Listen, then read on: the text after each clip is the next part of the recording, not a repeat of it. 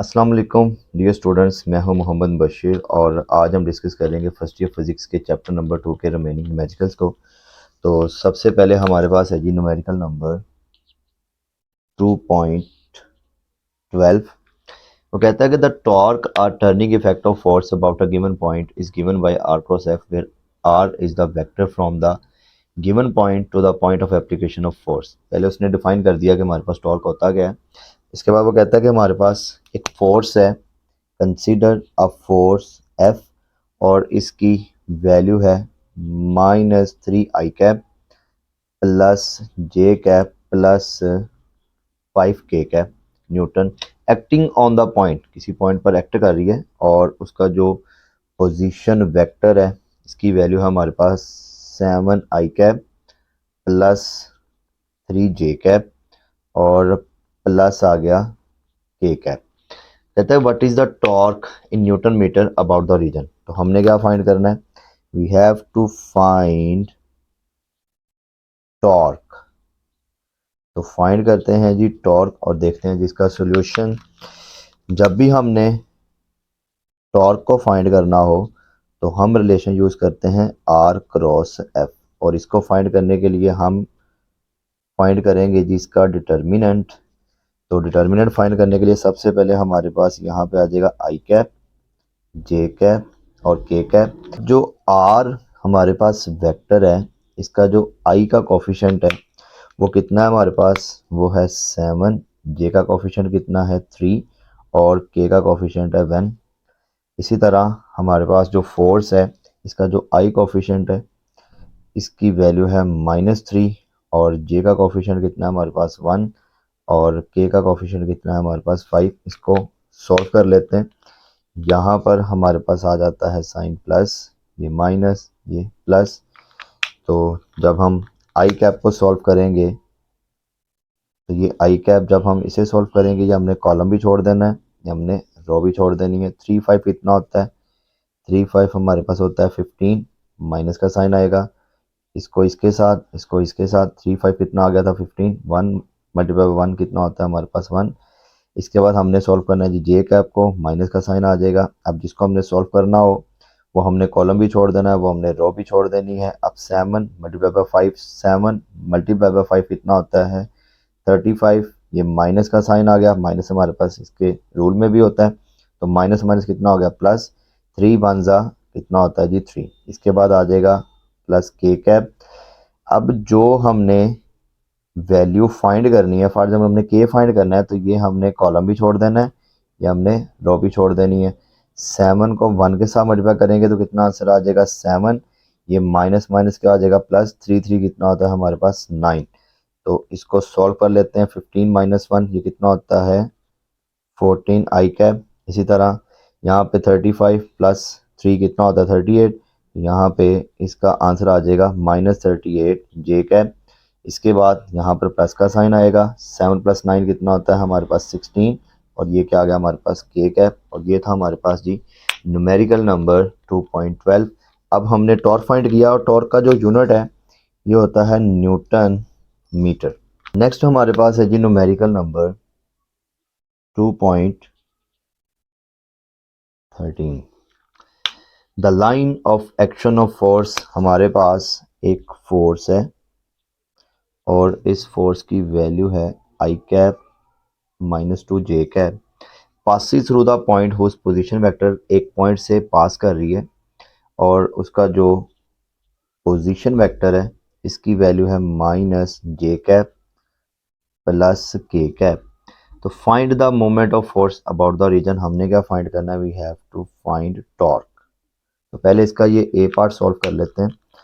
तो सॉल्यूशन देखते हैं जी। तो टॉर्क हमारे पास जो है, टॉर्क का फॉर्मूला होता है आर क्रॉस एफ, और इसका डिटर्मिनेंट सॉल्व करेंगे तो यहाँ पर ये हमारे पास मॉड आ जाएगा। अब आर का जो आई कैप है, आर वेक्टर का जो आई कैप है, यहाँ पे आई कैप लिख लेंगे, ये जे कैप और ये के कैप। इसके बाद आर वेक्टर का जो आई कैप है इसकी वैल्यू क्या है 0, जे कैप की वैल्यू है -1 और के कैप की वैल्यू है 1। इसके बाद अगर हम फोर्स की बात करें तो आई का कोफिशिएंट हमारे पास 1 और जे का कोफिशिएंट है -2, जबकि के का कोफिशिएंट है 0। इसको जब हम सॉल्व करेंगे तो सॉल्व करने के लिए सबसे पहले आई के ऊपर हम प्लस का साइन, नेगेटिव, उसके बाद प्लस। तो पहले सॉल्व कर लेते हैं आई कैप को। तो जब आई को सॉल्व करना है, ये कॉलम भी छोड़ देना है और ये रो भी छोड़ देनी है।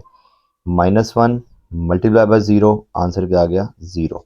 माइनस का साइन आएगा, -2 मल्टीप्लाई बाय 1, तो ये आंसर हमारे पास कितना आ जाएगा +2।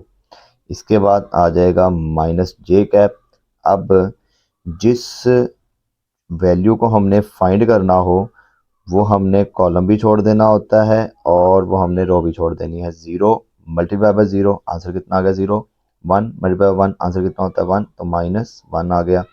इसके इसके बाद हम करेंगे जी सॉल्व के कैप को। तो जब के कैप को सॉल्व करेंगे तो ये कॉलम भी छोड़ देना है और ये रो भी छोड़ देनी है। 0 मल्टीप्लाई बाय -2, आंसर कितना आता है 0। माइनस माइनस क्या आ जाएगा प्लस, इंटू क्या आ जाएगा 1। तो हमारे पास जो टॉर्क है इसकी वैल्यू आ जाएगी 2 आई कैप, माइनस माइनस क्या आ जाएगा प्लस जे कैप, और प्लस आ जाएगा हमारे पास के कैप। तो ये हमने एक तो टॉर्क फाइंड कर लिया। अब नेक्स्ट वो कहता है the moment of force about the point of which the position vector is I plus K cap. जब हमने ये वाला टॉर्क प्रोड्यूस किया तो फॉर एग्जांपल हमारे पास ये वेक्टर था, ये वेक्टर था आर। तो ये हमारे पास था पोजीशन वेक्टर आर और हमने यहाँ पर फॉर एग्जांपल एक फोर्स लगा दी और ये फोर्स थी हमारे पास आई कैप -2 जे कैप। तो जब हमने ये फोर्स लगाई तो हमारे पास इतना टॉर्क प्रोड्यूस हो गया। अब वो कहता है कि आप इसका पोजीशन वेक्टर चेंज कर दें। फॉर एग्जांपल आप इसका पोजीशन वेक्टर यहाँ पर लेके चले जाएं और इसकी वैल्यू है for example r1 vector, position vector. तो वो कहता है कि इसके लिहाज से टॉर्क कितना होगा। तो जब इसके लिहाज से टॉर्क फाइंड करना है तो हमारे पास ये जो फोर्स है इसकी ज्वाइनिंग होनी चाहिए। इसकी ज्वाइनिंग करने के लिए हमने यहाँ से एक और वेक्टर ड्रॉ कर लिया। फॉर एग्जांपल ये हमारे पास है वेक्टर r2। तो अब हमें r2 वेक्टर चाहिए और फोर्स हमारे पास मौजूद है। तो r2 वेक्टर फाइंड करने के लिए हम ये रिलेशन यूज़ कर लेंगे head to tail rule. r1 vector plus आ जाएगा r2 वेक्टर इक्वल टू आ जाएगा हमारे पास r, मीन्स के पहला वेक्टर दूसरा vector is equal to the third vector. तो हमें क्या चाहिए था, हमें चाहिए था r2। तो यहाँ से निकाल लेंगे r2 vector equal to r vector minus r1 vector. अब जो r वेक्टर था ये मौजूद है, जबकि r1 जो वेक्टर है इसकी वैल्यू उसने दी हुई है और ये है I cap plus K cap. तो वैल्यूज पुट करते हैं।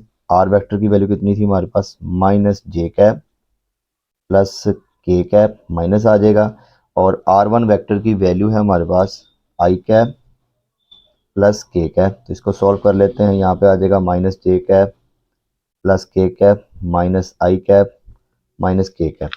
अब यहाँ पर प्लस के माइनस के आपस में कैंसिल, तो हमारे पास जो r2 होगा, r2 वेक्टर, इसकी वैल्यू आ जाएगी माइनस आई कैप माइनस जे कैप।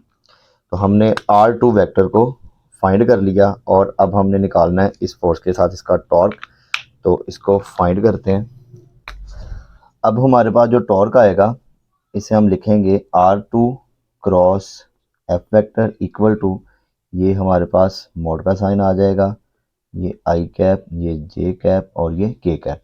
r2 ये वेक्टर पड़ा हुआ, इसका आई का जो कोफिशिएंट है कितना है -1, जे का कोफिशिएंट कितना है -1, के का कोफिशिएंट कितना है 0।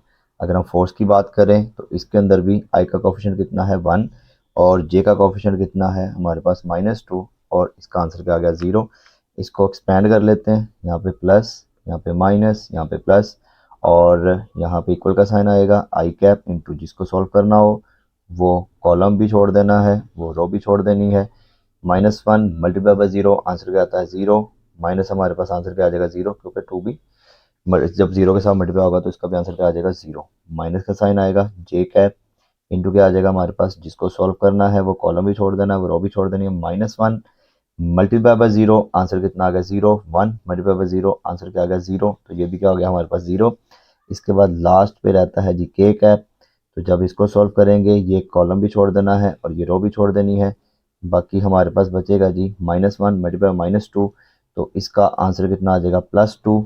-1 है मल्टीप्लाई बाय 1, तो माइनस माइनस क्या होता है प्लस, और 1 मल्टीप्लाई 1 कितना होता है 1। तो हमारे पास इसका आंसर आ जाएगा, ये तो 0 हो जाएगा, ये भी 0 हो जाएगा, और हमारा आंसर आ गया जी 3 के कैप।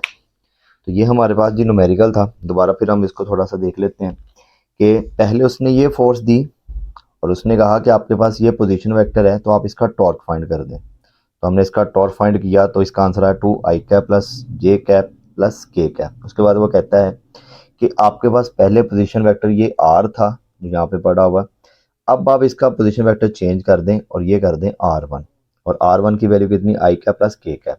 तो अगर आपने टॉर्क को फाइंड करना है तो ये जो फोर्स है, ये जो हमारे पास पोजीशन वेक्टर है, इसका इस फोर्स के साथ कोई कॉन्टैक्ट नहीं बन रहा।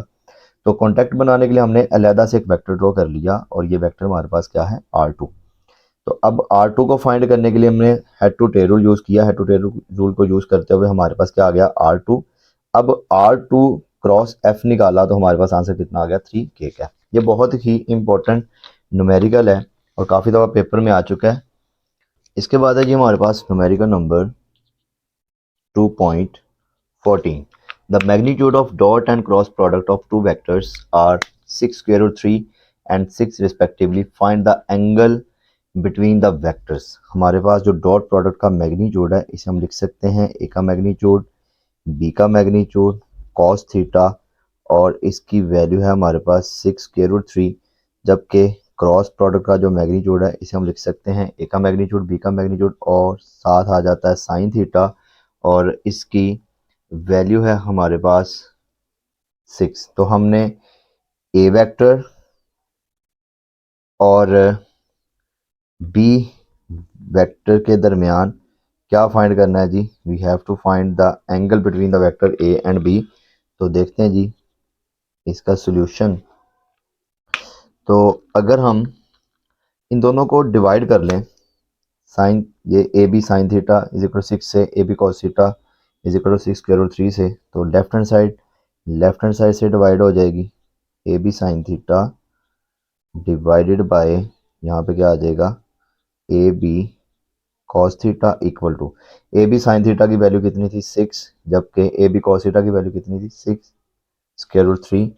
अब यहाँ से हमारे पास ये वेक्टर्स आपस में कैंसिल, 6 के साथ cancel, sine over cos theta हमारे पास क्या होता है जी tan थीटा, और इसका आंसर कितना आ गया 1 over square root 3।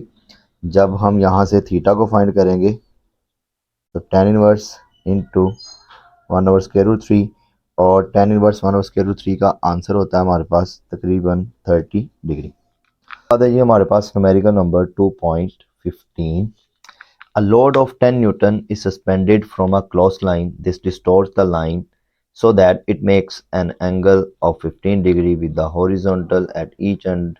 Find the tension in the clothesline। अब हमारा न्यूमेरिकल क्या है, वो कहता है कि हमारे पास ये एक क्लॉथ लाइन है। क्लॉथ लाइन क्या होती है कि ये वो रस्सी होती है जिसके ऊपर हम जो कपड़े हैं उनको सुखाने के लिए यूज़ करते हैं। तो उसके साथ हमने क्या किया, एक वेट को अटैच कर दिया, और इस वेट की जो वैल्यू है वो कितनी है हमारे पास 10 न्यूटन। अब जैसे ही हम ये वाला वेट इसके साथ हैंग करेंगे तो ये वेट इसको नीचे की तरफ लेके आएगा, और इसने हॉरिजॉन्टल के साथ डिफरेंट एंगल्स बना दिए। फॉर एग्जांपल यहाँ पर भी 15 डिग्री बन गया, यहाँ पर भी 15 डिग्री बन गया। अब इस लोड की वजह से ये जो रस्सी होगी, ये जो क्लॉथ लाइन होगी, इसके अंदर एक टेंशन प्रोड्यूस हो जाएगी। अब हमने इस टेंशन को फाइंड करना है। अब यहाँ पर हमारे पास दो किस्म की फोर्सेस लग रही हैं। ये जो फोर्स लग रही है ये तो है अलोंग एक्स एक्सिस, और ये जो फोर्सेस लग रही हैं ये हमारे पास है अलोंग वाई एक्सिस। तो हमने इक्विलिब्रियम की कंडीशंस पढ़ी हुई हैं, sum of all the forces along X axis equal to 0। अब एक्स एक्सिस अलोंग हमारे पास कितनी फोर्सेस हैं, ये हमारे पास है प्लस टी कॉस 15 डिग्री, और ये हमारे पास है माइनस टी कॉस 15 डिग्री। क्योंकि ये हमारे पास अगर ओरिजिन है तो ओरिजिन के राइट साइड पे पॉजिटिव वैल्यू होती है और लेफ्ट साइड पे हमारे पास नेगेटिव वैल्यू होती है। तो इसको जब पुट करेंगे तो इसका आंसर क्या आ गया हमारे पास 0। इसका मतलब ये हुआ कि हॉरिजॉन्टल जो कंपोनेंट थे वो आपस में ही कैंसिल हो गए। इसके बाद है जी सेकंड कंडीशन हमारे पास, sum of all the forces along Y axis is equal to 0। अब ये टी साइन 15 डिग्री ये पॉजिटिव वाई एक्सिस पे आ रहा है, इसी तरह ये टी साइन 15 डिग्री ये भी पॉजिटिव वाई एक्सिस पे आ रहा है, इसलिए हम इनको क्या करेंगे, ऐड कर देंगे। ओरिजिन से नीचे वाली जो वैल्यू है ये क्या हो जाती है, माइनस। तो यहाँ पे हमने लिखा T sine 15 degree plus T sine 15 degree minus weight equal to 0। इन दोनों को ऐड कर लेंगे तो आ जाएगा 2t sin 15 degree is equal to weight. तो हमने किस चीज़ को फाइंड करना था, हमने फाइंड करना था टेंशन को। तो यहाँ पे 2 sin 15 डिग्री इधर आके क्या हो जाएगा, डिवाइड। अब हमने क्या किया, साइन 15 की वैल्यू को फाइंड किया तो वेट की वैल्यू को पुट कर दिया। वेट की वैल्यू कितनी थी, 10, और ये 2 एज इट इज। साइन 15 की वैल्यू होती है हमारे पास 0.259। सॉल्व करने के बाद हमारे पास इसका आंसर आ गया जो कि है 19.30 न्यूटन।